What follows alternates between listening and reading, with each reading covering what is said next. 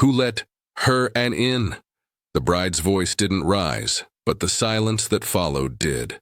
She was supposed to blend into the background. Instead, she became the one detail that ruined everything. The billionaire groom saw her from the altar, and what he did next wasn't part of the plan.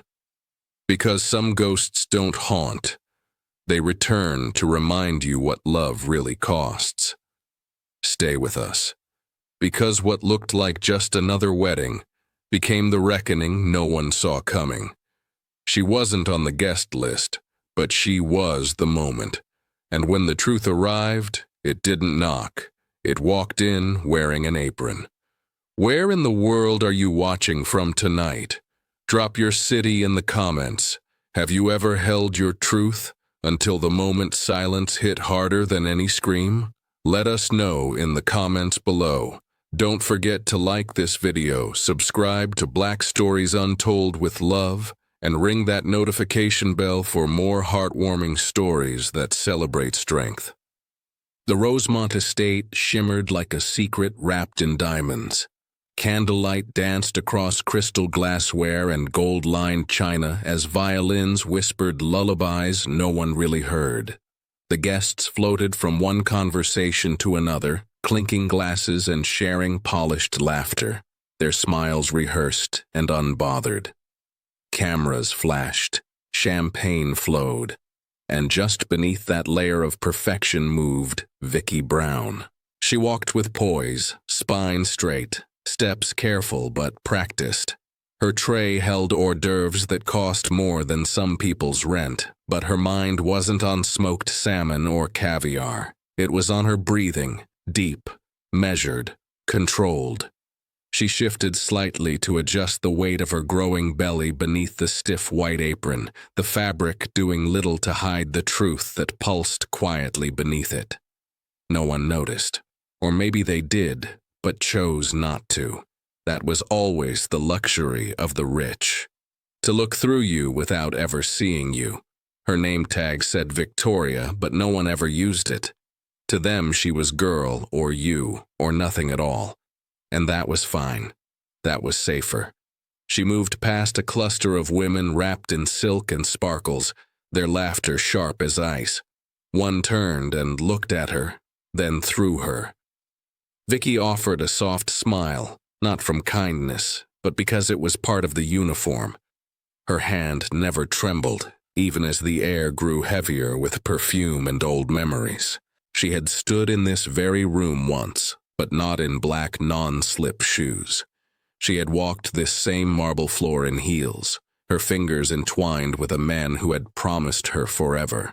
That version of her had worn white lace and carried lilies. This version carried a tray and secrets. The irony tasted bitter on her tongue. The walls still whispered her name in the places no one could hear. She had danced under these chandeliers. She had laughed by that fireplace. She had kissed him under that archway. Lincoln Clark, the man whose wedding was being celebrated tonight, the man she had once called husband. Her feet hurt, the baby kicked, but Vicky never slowed. Her grace was not an act. It was armor, and she needed every ounce of it now. The guests at table 11 waved her over. She approached with calm, lowered the tray, and let them choose from it. "Thank you," one of them said without looking up. She nodded. She did not correct them when they called her sweetie. In the corner of the ballroom, a string quartet played a waltz she remembered dancing to with her eyes closed. Back then, she thought she had found her home. But love, she learned, can evict you faster than any landlord.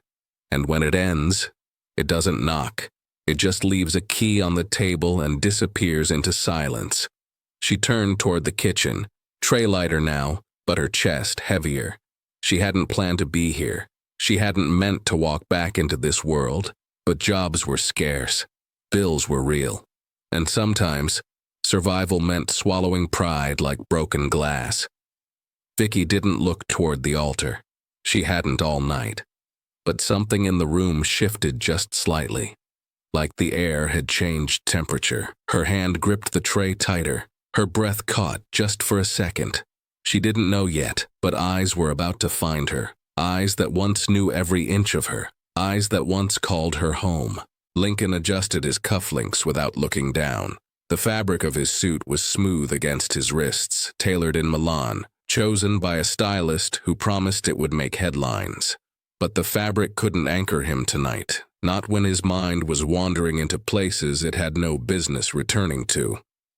He stood near the altar, a posture rehearsed, a smile that only surfaced when cameras flashed. Around him, the noise of celebration pressed in, the hum of polite conversation, the sparkle of champagne, the scent of fresh orchids imported from Brazil. Everything was curated to perfection, and yet he couldn't breathe. He scanned the room again. His eyes moved past the guests in gowns and tuxedos, past the perfectly arranged floral arch, past the gleaming marble floors that reflected every glimmer of light. He wasn't looking for anyone on the guest list. He was looking for a shadow, a silhouette, a memory. And then he saw her. No mistaking it. Not for a second. She was there by the corner table, tray in hand, eyes lowered in practiced detachment. Her hair was pulled back tight like it used to be when she meant business. Her skin glowed under the chandelier light, even with fatigue clinging to her. And though her uniform was plain, it did nothing to dim what he had once called radiant. His pulse skipped. For a moment the din of the room faded. The violins blurred. The clinking glasses fell away. There was only her, Vicky. He hadn't heard her voice in months, hadn't touched her, and yet here she was, as real as the vows he was supposed to say in under an hour. Pregnant, serving strangers, in his wedding hall. Lincoln didn't know if it was rage or guilt that churned first. He just knew something inside him cracked. There had been rumors, a few sightings, an email from a mutual friend he'd ignored. But this was not a coincidence, not a dream. This was a reckoning in silk flats and a name tag. His bride, Sloane, stood a few steps away, flawless in white, greeting guests with the ease of someone born into champagne and inheritance. She didn't notice his gaze. Or maybe she did and chose to ignore it. Sloane had a gift for self-preservation. Her world was made of mirrors that only reflected what she allowed. Lincoln's jaw clenched. He was supposed to be thinking about the future. Instead, the past was walking circles around him in a server's uniform. He had loved Vicky in a way he couldn't explain. Wild, deep, untidy. But love, for him, had always come second to empire, second to image, second to fear. And now, as she disappeared into the shadows with the grace of someone who refused to fall apart, Lincoln felt something he hadn't felt in years. Doubt. He loosened his collar and looked toward the altar, toward the life he had constructed piece by piece. But the pieces didn't fit tonight. Not anymore. Not after her. Not with her still here. The tray wobbled slightly in her hands as she approached the front of the ballroom, but Vicky's posture never betrayed it. The weight of the silver platter was nothing compared to the weight in her chest. She didn't look up. She didn't need to. She could feel him before she saw him. It was like walking through fog and recognizing the shape of a storm before it broke. Lincoln Clark. Right there, standing beneath the floral arch she once helped design. Same strong shoulders, same quiet intensity in his eyes. Except now, his attention wasn't split between work calls and whispered affection. Now, he was staring. Not politely. Not out of surprise, but as if someone had dragged the air out of his lungs. She didn't stop. Her heels clicked gently against the marble floor as she passed him with the practiced rhythm of someone who had been surviving for months in silence. She didn't flinch, didn't let her eyes meet his. She kept her chin high, her eyes focused on the space ahead, as if he were nothing more than furniture she had grown used to navigating around. Behind him, Sloane laughed at something one of the groomsmen said. Her voice was clear and rehearsed, the kind that made you look just because it sounded expensive. Lincoln didn't react. His mouth had gone dry, his palms damp. Vicky, it wasn't possible. It shouldn't be possible. But there she was, not in a dream, not in a photograph he couldn't delete, but walking past him like a stranger in his own story. And she was pregnant. His eyes dropped for a moment, just a fraction of a second, to the subtle swell beneath her apron. His mind raced, timelines blurred. The memory of their last night together came back in waves he hadn't prepared for. Why hadn't she told him? Why hadn't she said anything? Lincoln took a step toward her, but she was already gone again, swallowed into the sea of guests and golden candlelight. He stood there, motionless, his breath caught between disbelief and something darker. Regret, maybe. Guilt, certainly. The last time they had spoken, it hadn't ended in shouting. It had ended in silence. Hers. She had walked away from their life without looking back, and now she was here, carrying a life he never knew existed, and serving canapés to the same people who once called her family. Sloane reached for his arm, her manicured fingers brushing against his sleeve. She whispered something. He didn't hear it. He nodded anyway, his eyes locked on the space where Vicky had just disappeared. He wasn't ready for this. He wasn't prepared to see her like this. Not here, not today. But fate, it seemed, didn't care about perfect timing, or public image, or the kind of promises made with champagne and matching rings. Lincoln adjusted his tie. It suddenly felt tighter than before. He wasn't sure what he was feeling, only that it wasn't something he could ignore. Not anymore. The din of the room shifted in ways only the careful noticed. A conversation paused mid-sentence. A flute of champagne tipped too far. A bridesmaid leaned into another, her hand barely covering her gasp. Someone near the dessert table tilted their head, squinting, their recognition blooming like a bruise. Vicky felt it before she heard it. That tightening in the air. The way attention, even when unspoken, burns. She didn't turn her head, didn't look back. She just kept walking, tray balanced, breath steady, every step landing like a silent act of defiance. She had expected the discomfort. She had even braced herself for the sting of seeing him again. But she hadn't counted on the quiet spectacle of being noticed. Not as a server, but as a story. Her name wasn't on the guest list. Her presence wasn't a detail in the planner's clipboard. She was supposed to blend into the background like the candles and the music. Unseen. Necessary. Silent.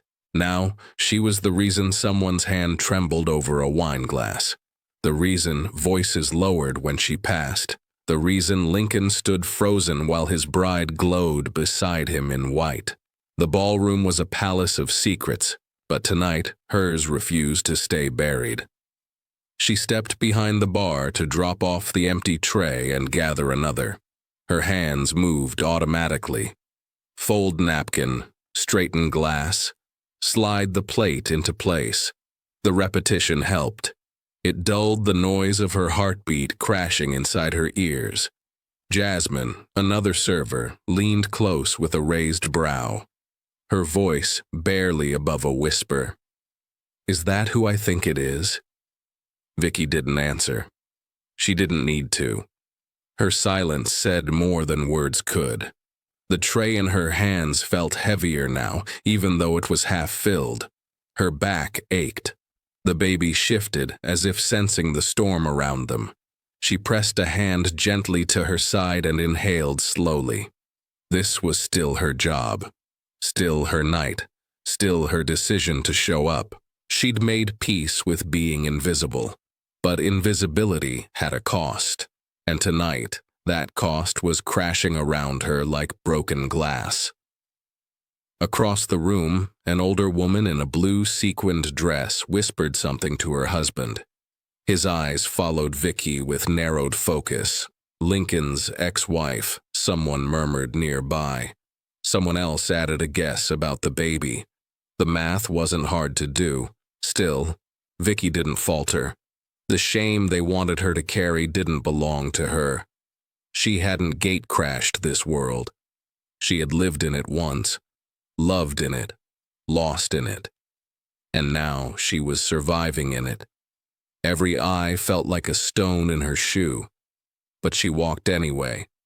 And when she glanced toward the window, catching her reflection in the glass, she didn't see a scandal or a mistake. She saw a woman still standing, and that somehow gave her enough strength to walk back into the fire. Sloane's laughter faltered just enough to raise suspicion. She tilted her head, her diamond earrings catching the light as she studied Lincoln. He was too still, too quiet. His eyes locked on something, or someone, far beyond the room they were in. She followed his gaze, her smile tightening like a drawstring. At first, all she saw was another staff member, moving between guests with a tray of petits fours. But then the face clicked into place, like a photograph she had once scrolled past and dismissed. Vicky. The name hit her chest before she could brace for it. She smoothed her gown instinctively, straightened her shoulders, blinked once. Vicky Brown was supposed to be a memory, a closed chapter, a line crossed out. Yet here she was, unmistakably real and very much pregnant. Sloane's hand curled around the stem of her glass. There was no reason to feel threatened. She was the one with the ring, the one standing beside the man whose net worth earned headlines. She had won. So why did her heart trip over itself? She glanced at Lincoln again. He hadn't blinked. His lips pressed into a line that gave nothing away, but his body had betrayed him. The tension in his neck, the stiffness in his jaw. He had seen her too, and not in the way a man notices a passing stranger. This wasn't curiosity. It was history. Sloane leaned in slightly, her voice low. "Are you okay?" Lincoln nodded without looking at her, too quickly, too clipped. The kind of answer meant to end a conversation, not begin one. She smiled, but it didn't reach her eyes. She turned back toward the crowd, searching for a distraction, the band, the cake, anything that felt controllable. But the room had shifted. She saw it in the way people whispered behind raised hands, the way glances bounced between Vicky and Lincoln like an invisible thread no one wanted to name. Even the event photographer had paused, camera lowered, sensing something unfolding outside the lens. Sloane wasn't naive. She knew how the world worked. She had built her image like an empire, carefully, publicly, flawlessly. Every photo tagged, every caption curated. And Lincoln had been the crown jewel, handsome, powerful, damaged just enough to be fascinating. Their relationship had been a transaction at first, then a performance, and finally, something that resembled affection. But love, that was harder to fake. And Vicky had been the inconvenient proof of a chapter she could never rewrite. The kind of woman whose presence didn't scream but settled like a stone in the stomach. Sloane reached for Lincoln's hand. He let her take it, but his fingers didn't curl back around hers. It was a small detail. But small things, she knew, were how stories unraveled. And this story, once scripted so perfectly, had just taken a turn no one saw coming. Especially not her. The sound of breaking glass split through the music like a scream. Conversations stilled, laughter cut short. The tray hit the marble floor, spilling champagne in a golden arc that glittered under the chandeliers before soaking into Vicky's uniform.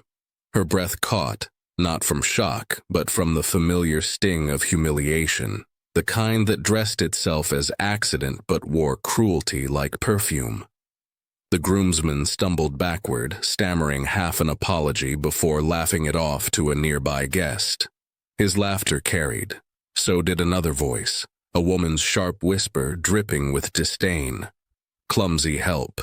The words hung in the air, light enough to sound casual but heavy enough to wound.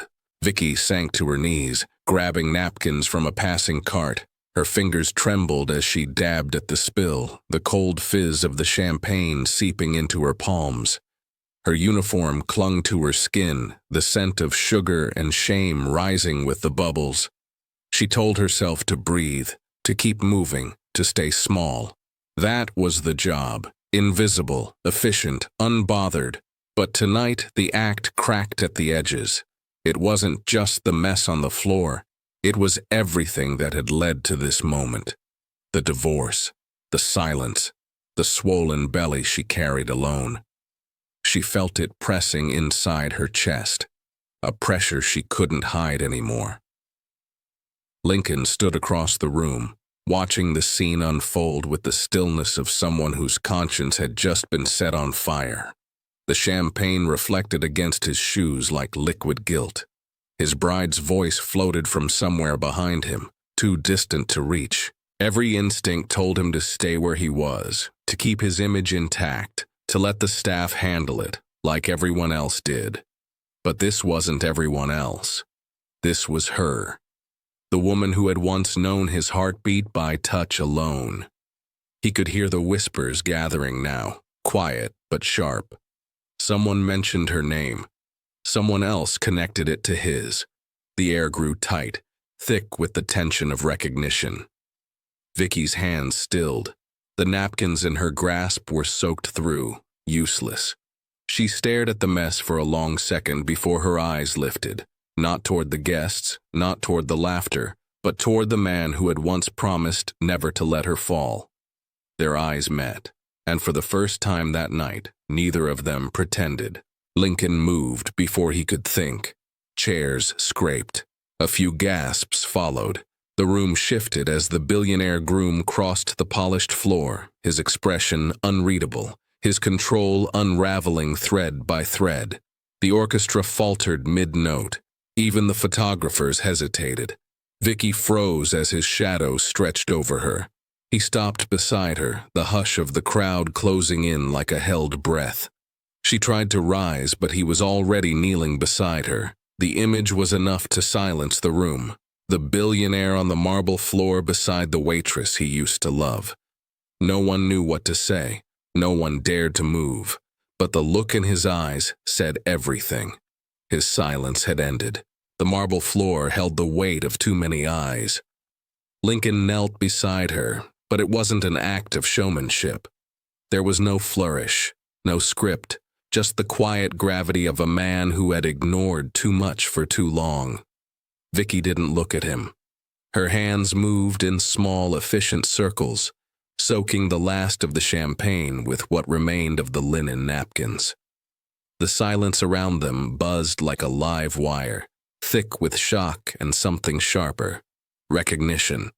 It spread from table to table like a ripple in still water.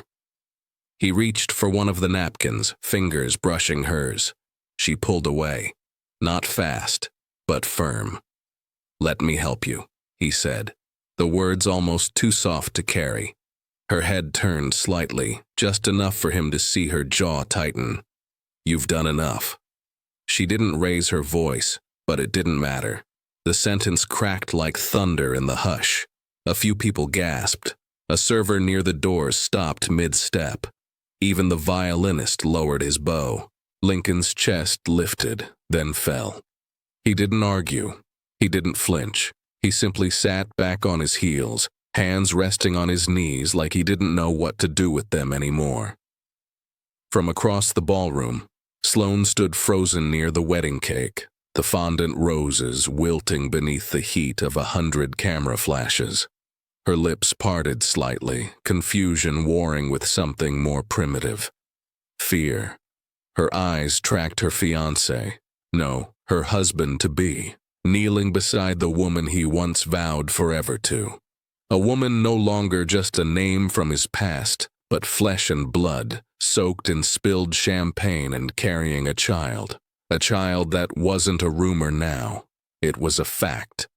Sloane blinked slowly, like waking from a dream that had taken a sharp turn into someone else's story. Lincoln rose to his feet, but it wasn't the practiced movement of a man returning to his role. He looked different now, stripped, raw. His tie loosened, his jaw tight with words he hadn't yet said. Vicky gathered the last of the broken stemware in silence, her expression unreadable, her hands steady. She stood before he could offer another gesture. She didn't thank him. She didn't apologize. She simply walked past him, her soaked uniform clinging to her with defiant grace. Sloane's gaze followed her like a thread unraveling. A murmur lifted from the crowd, unsure whether to speak or keep pretending this was still a wedding and not a reckoning. A photographer lowered his camera. A bridesmaid whispered something sharp behind her hand. And Lincoln stood at the center of it all, untouchable and undone. For the first time that evening, no one was looking at the flowers or the dress or the sparkling glasses waiting for a toast. All eyes were on the woman in a damp apron and the man who couldn't stop watching her leave. The chaos didn't begin with a bang. It began with a breath, a hush, that sharp collective inhale people take when something sacred is broken in public. Lincoln took another step toward her. He didn't raise his voice. He didn't look for approval. He bent down again, ignoring the voices, the cameras, the pressure of expectation crashing all around him. He didn't care anymore. He spoke with the clarity of someone who had finally decided to stop hiding. "This is my ex-wife." The words didn't echo. They detonated. "She's carrying my child." A glass slipped from Sloane's hand and shattered on the floor, spilling champagne across her ivory heels. Her fingers trembled. Her lips moved, but nothing came out. Not even breath. Someone near the altar let out a gasp. A scream followed from another corner of the room. Not horror, just disbelief, sharp and unfiltered.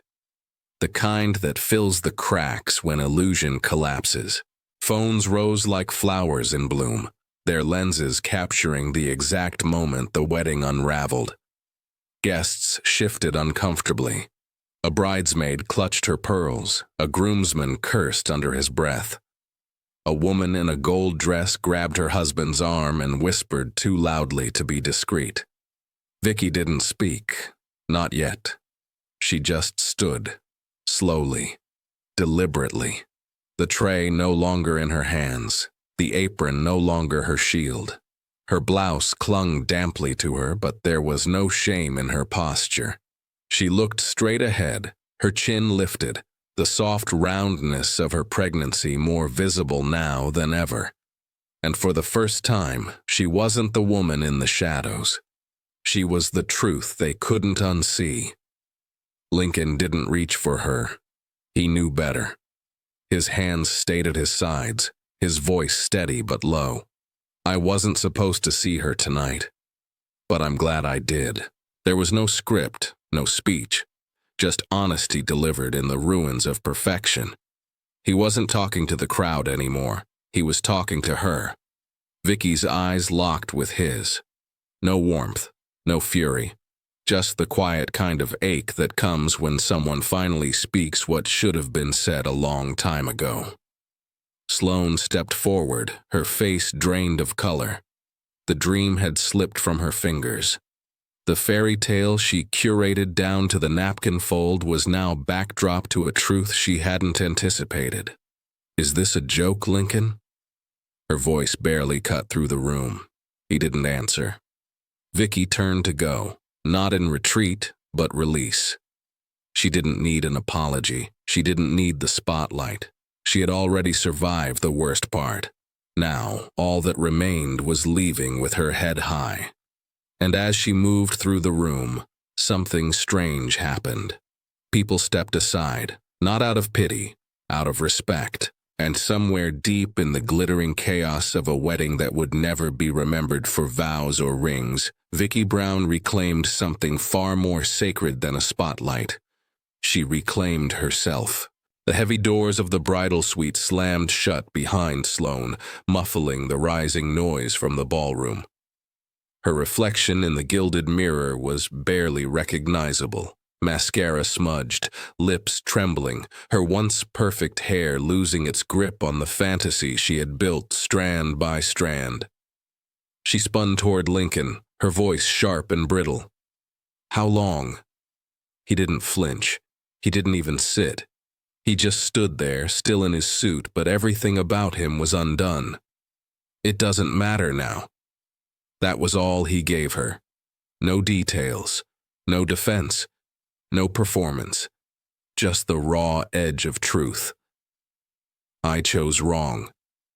The words weren't cruel, but they didn't leave space for argument.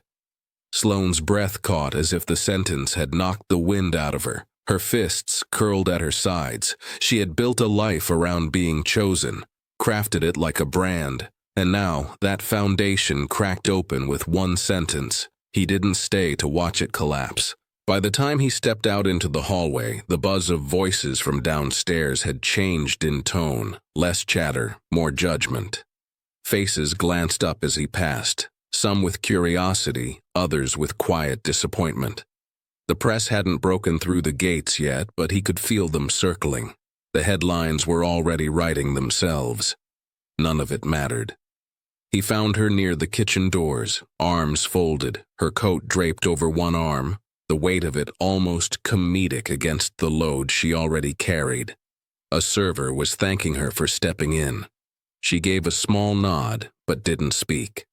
Lincoln stood a few feet away and waited for her to notice him. She didn't. Not right away.